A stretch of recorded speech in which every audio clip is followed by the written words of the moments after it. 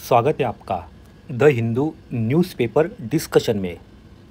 आज है 3 अप्रैल। हमारी फर्स्ट न्यूज़।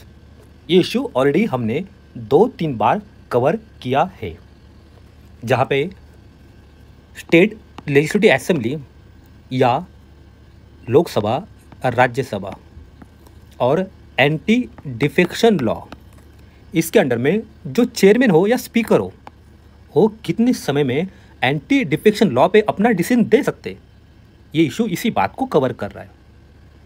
हमने लास्ट टाइम देखा था, सुप्रीम कोर्ट कहता है एंटी डिफेक्शन लॉ के अंडर में जो स्पीकर होते हैं वो ना क्वासी जुडिशियल अथॉरिटी से वहाँ पे काम करते हैं।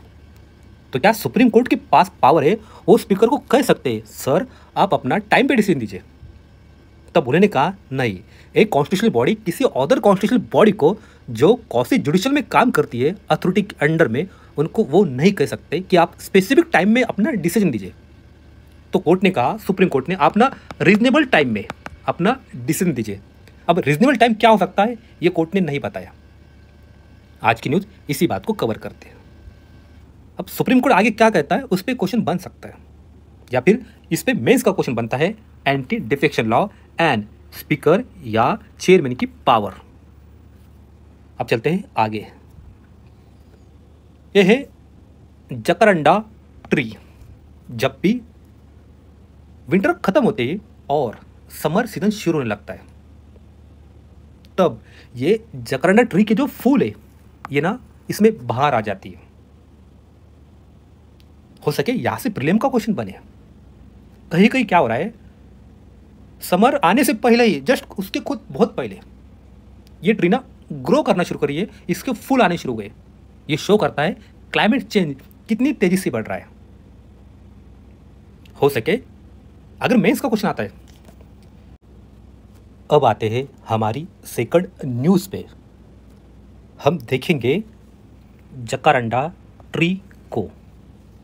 जब भी विंटर एंड होके समर सीजन शुरू होने लगता है, आपको रोड के दोनों साइड में हर जगह नीले या इस कलर के आपको पेड़ दिखेंगे। लेकिन दिक्कत की बात क्या है, विंटर अभी ख़त्म भी नहीं हो रहा है और समर आने को काफ़ी टाइम है। उसी के पहले ये जो फूल है हमें दिखाई देने लगते हैं। इसका मतलब क्लाइमेट चेंज का इम्पैक्ट इस पे हो रहा है। यहाँ से प्रीलिम का क्वेश्चन बन सकता है जकरंडा ट्री पे। ये नेटिव है साउथ अमेरिका के, स्पेशली अर्जेंटीना एंड ब्राज़ील। हो सके यहाँ से प्रीलिम के लिए बने।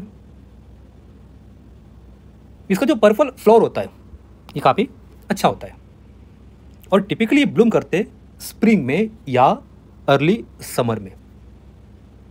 ये आते हैं डेसिडस ट्री के अंडर में, जो अपने पत्ते होते शेड करते उन लीव्स को एनुअली बिफोर फ्लावरिंग के लिए। ये प्रिपेयर करते हैं warm climates and well drain soil, और ये ना ड्रॉट टॉलरेंट होते हैं। अगर एक बार बन गए, वहाँ पे आ गए, तो हमेशा तक रहते हैं जकरंडा ट्री। अब आते हैं हमारी इस आर्टिकल पे। एआई का जो एक्सप्लोटेशन हो रहा है भारत में या कहीं पे भी, ये आर्टिकल इस बात को फोकस करता है। और इसका सबसे ज़्यादा डेंजर किस पे हो सकता है? हो सकता है डिजिटल चाइल्ड एब्यूज़। यहाँ से कुछ प्रीलिम फैक्ट पॉइंट हमारे कवर होते हैं। अगर एआई का कुछ क्वेश्चन आता है तो एक पॉइंट हम वहाँ पे कोट कर सकते हैं, लिख सकते हैं डिजिटल चाइल्ड एब्यूज़ का। अभी एआई सिक्योरिटी इंस्टीट्यूट, इनकी एक रिपोर्ट आई है जिसका नाम है इंटरनेशनल एआई सेफ्टी रिपोर्ट 2025। और उन्होंने कहा है ये फ्लैग करता है जो रिस्क बन रही है प्रोसेस करना या डिसेमिनेट करना चाइल्ड सेक्सुअल एब्यूज मटेरियल को with help of artificial intelligence tool, AI tools. क्या होता है चाइल्ड सेक्सुअल एब्यूज मटेरियल? कोई भी मटेरियल जो ऑडियो हो, वीडियो हो या इमेजेस में हो, जो किसी बच्चे को सेक्सुअली एक्सप्लॉइट किया जाता है, ऐसे दिखाया जाता है। सिमिलर लाइन पे वर्ल्ड इकोनॉमिक फोरम उन्होंने एक पेपर पब्लिश किया था जहाँ पे उन्होंने हाईलाइट किया था किस तरह से जो जनरेटिव एआई होते हैं ये क्रिएट कर सकते हैं लाइक इमेजेस, खास तौर पे बच्चों की भी। 2022 में नेशनल क्राइम रिकॉर्ड ब्यूरो जो आता है मिनिस्ट्री ऑफ होम अफेयर्स के अंडर में, अपने रिपोर्ट में उन्होंने कहा था cyber crimes against children Bharat में काफ़ी बढ़ रहे हैं और इसके लिए एक स्कीम आती है cyber crime prevention against woman and children scheme, जिसके अंडर में एक पोर्टल काम करता है जिसका नाम है national cyber crime reporting portal. ये कहता है लास्ट कुछ ईयर से भारत में चाइल्ड पोर्नोग्राफी के जो इंसिडेंट है वो काफ़ी बढ़ रहे हैं। हो सके यहाँ से प्रीलिम क्लेम बने क्या है national cyber crime reporting portal, और ये किसके अंडर में? हमारा जो इंफॉर्मेशन टेक्नोलॉजी एक्ट है 2000 का, ये पनिश करता है किसी भी पर्सन को जो पब्लिश करता हो या ट्रांसमिट करता हो ऐसे मटेरियल को जिसमें चिल्ड्रन को सेक्सुअली एक्सप्लॉइट किया जाता है। साथ ही जो पोस्को एक्ट है 2012 का, इसमें भी प्रोहिबिट किया है यूज़ करना चिल्ड्रन फॉर पोर्नोग्राफिक पर्पस के लिए।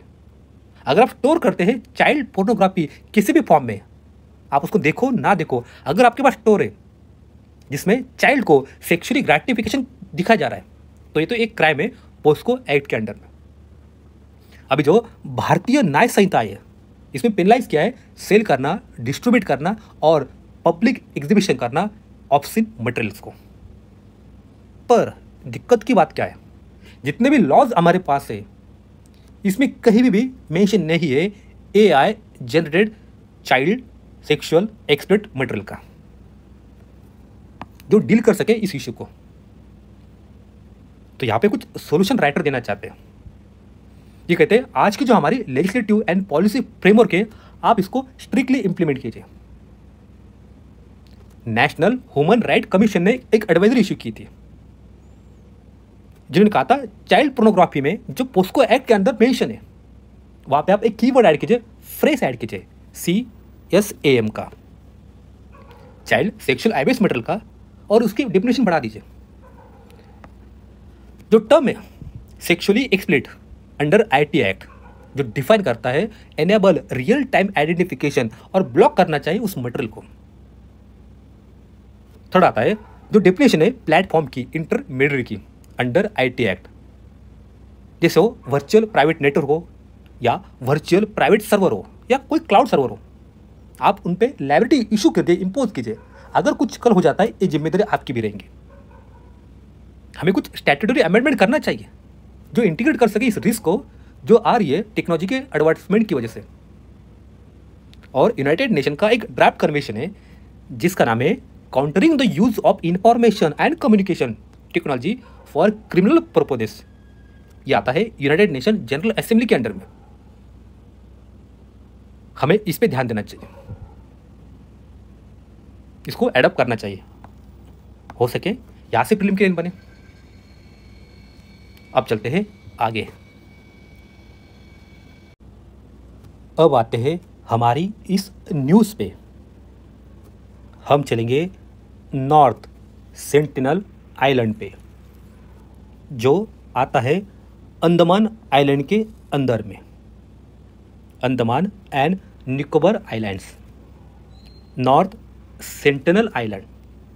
यहाँ पे हमें एक ट्राइब मिलती है जो है जारवा ट्राइब।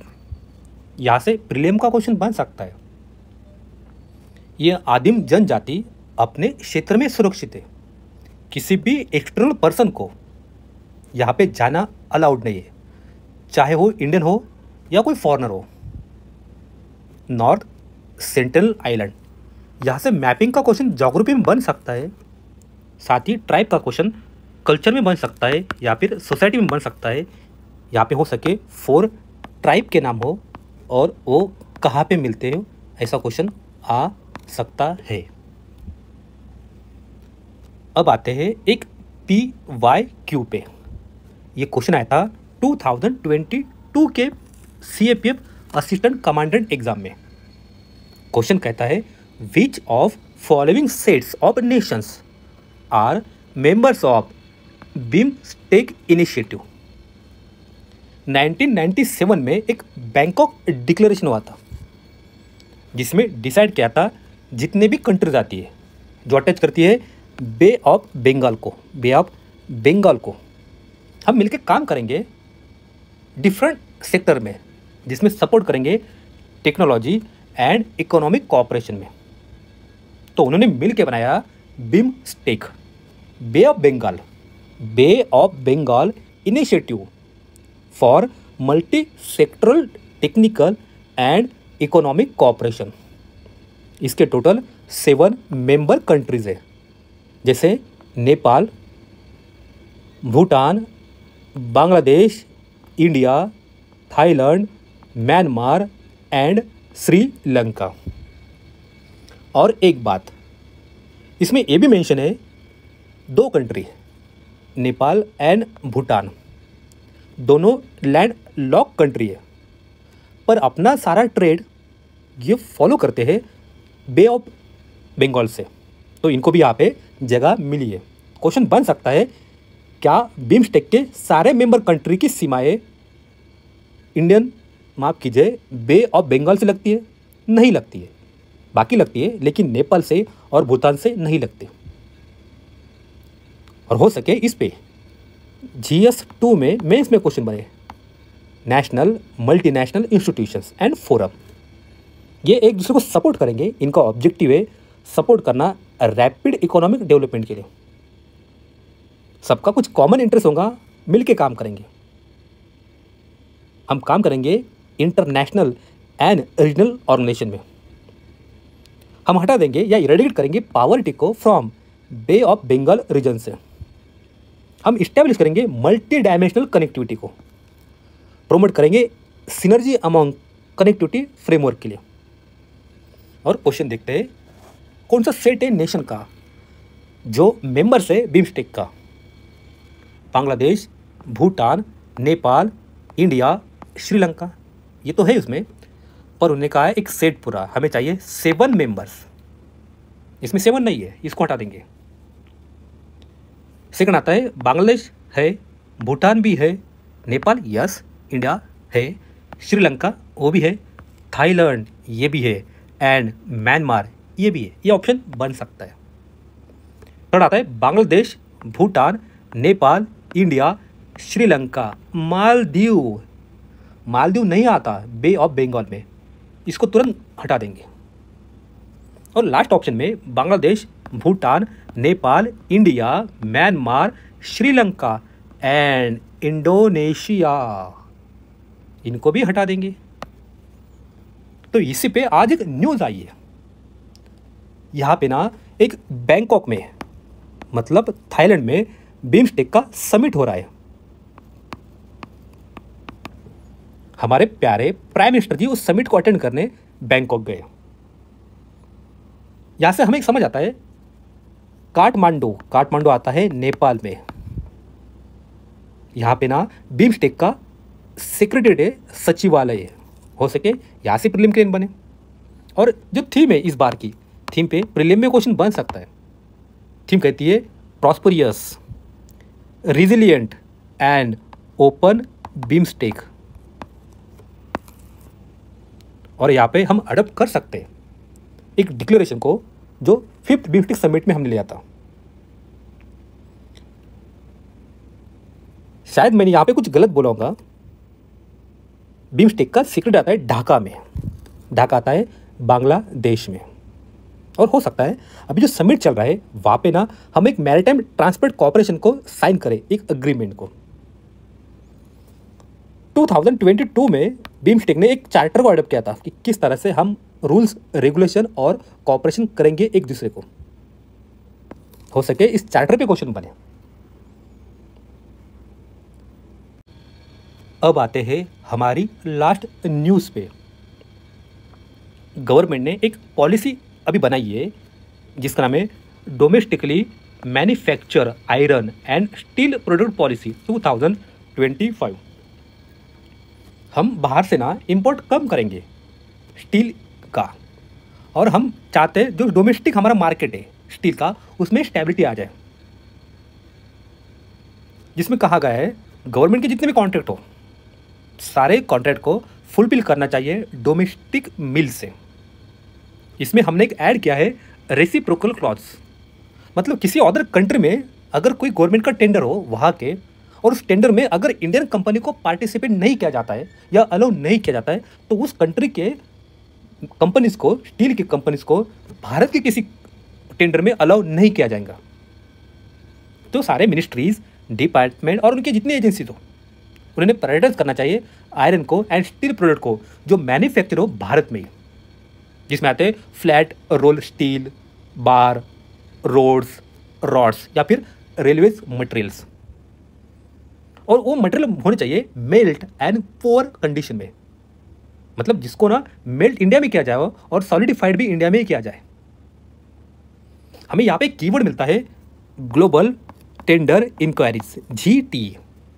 ये पॉलिसी एक्सप्लिसिटली मेंशन करती है कि प्रोहिबिट है ग्लोबल टेंडर इंक्वायरीज का for iron and steel product का, और लिमिट क्या है ऐसी इंक्वायरीज को जिनका कैपिटल वैल्यू हो 2000 करोड़ का। मतलब आपने ग्लोबल टेंडर आपको नहीं करना चाहिए अगर आपको प्रोडक्ट इंडिया में बनाना है और इंडिया की कंपनी को परचेस करना है। हमारे यहाँ पे ये में इस टेंडर का यूज करके हम प्रमोट करेंगे, प्रोटेक्ट करेंगे हमारे डोमेस्टिक मैन्युफैक्चरर को फ्रॉम फॉरेन कंपटीशन से। हो सके इस पे प्रीलिम का क्वेश्चन बने इंडियन स्टील सेक्टर पे। आज के लिए इतना ही है। Thank you.